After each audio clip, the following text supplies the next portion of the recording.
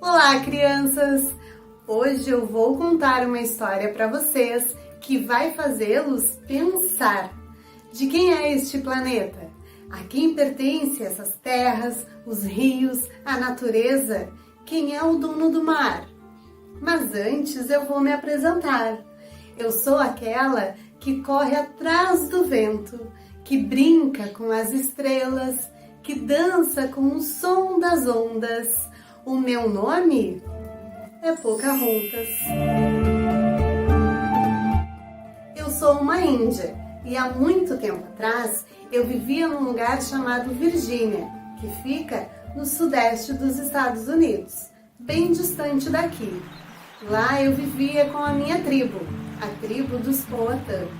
O chefe da tribo era o meu pai, um índio muito honrado e querido por todos, pois o seu único objetivo era cuidar e proteger o nosso povo. Nós vivíamos muito felizes naquele lugar, em harmonia com a natureza que é o nosso lar. Tínhamos os nossos costumes, gostávamos de pescar, caçar, dançar, pintar o nosso corpo com elementos da natureza e sentar ao redor da fogueira para ouvir as histórias que os mais velhos tinham para nos contar. Mas ao passar do tempo, as coisas começaram a mudar. Certo dia, eu estava caminhando pela mata, pegando gravetos para fazer uma fogueira, quando de repente eu senti que o vento começou a mudar. As águas do mar começaram a se agitar. Era a Mãe Natureza nos avisando que mudanças estavam prestes a acontecer. Foi então que eu olhei e percebi que um grande barco estava vindo em direção à nossa aldeia. Eu fiquei tão assustada que não sabia o que fazer. Se eu voltava para avisar a minha tribo ou se eu ficava ali tentando descobrir o que estava acontecendo. Como eu sempre fui muito curiosa, me escondi atrás de um arbusto e fiquei observando atentamente. Quando o barco chegou próximo à praia, eu percebi que muitos homens começaram a descer.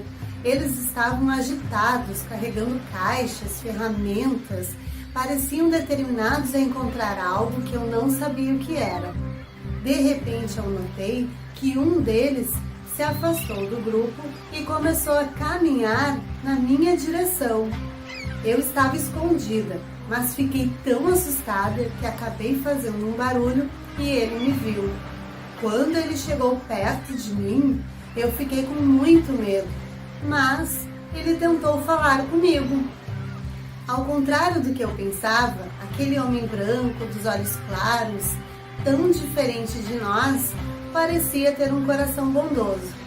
Ele perguntou o meu nome e disse que se chamava John Smith.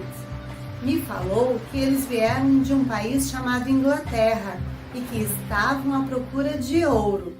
Também me contou que o objetivo deles era nos levar para este lugar para aprendermos o seu idioma, a sua religião e a sua cultura. Eu fiquei muito brava. Aquele moço não entendia que nós índios temos a nossa própria cultura e que somos felizes vivendo em liberdade. Resolvi ensinar umas coisinhas para ele. Foi então que a nossa aventura começou. Fomos caminhar pela floresta e eu mostrei a ele muitos animais que ele nunca tinha visto. Aos poucos ele foi entendendo que cada um daqueles animais também tem uma família. Subimos num penhasco e vimos o pôr do sol, o nascer das estrelas, ouvimos o som das ondas batendo nos rochedos.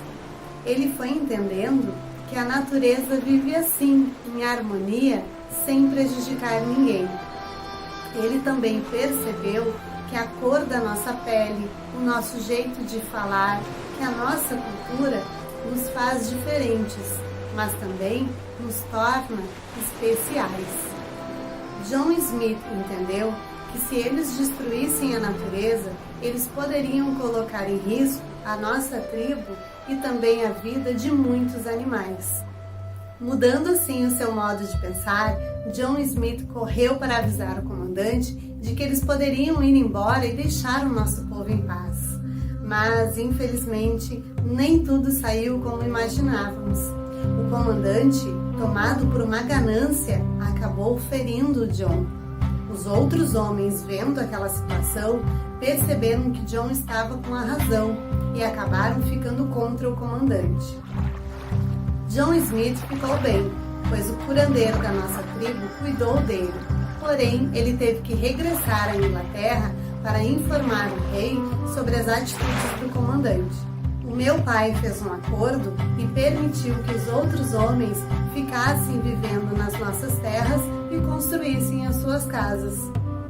Dessa vez, nós conseguimos evitar uma batalha e permitimos que o povo daquele lugar continuasse vivendo em harmonia com a natureza.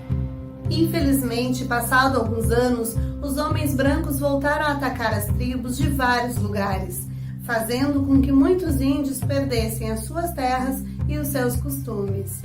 Mas é importante lembrar que a nossa cultura também influenciou a cultura de outros povos. Quem não tem, por exemplo, na sua casa um filtro de sonhos, um colar, um artesanato que tenha sido feito por nós? Ou ainda, quem não gosta de vez em quando de dormir e descansar numa rede? Estes são alguns hábitos da cultura indígena que devemos manter vivos na nossa lembrança e no nosso coração. A nossa história de hoje teve um final emocionante, pois nos ensinou que nós devemos valorizar e respeitar os nossos semelhantes. Se você gostou da minha história, curta, compartilhe e não esqueça de escrever aí nos comentários se você tem em casa algum acessório ou se você faz alguma coisa que seja da cultura indígena. Por enquanto, eu deixo o meu abraço e até a próxima história.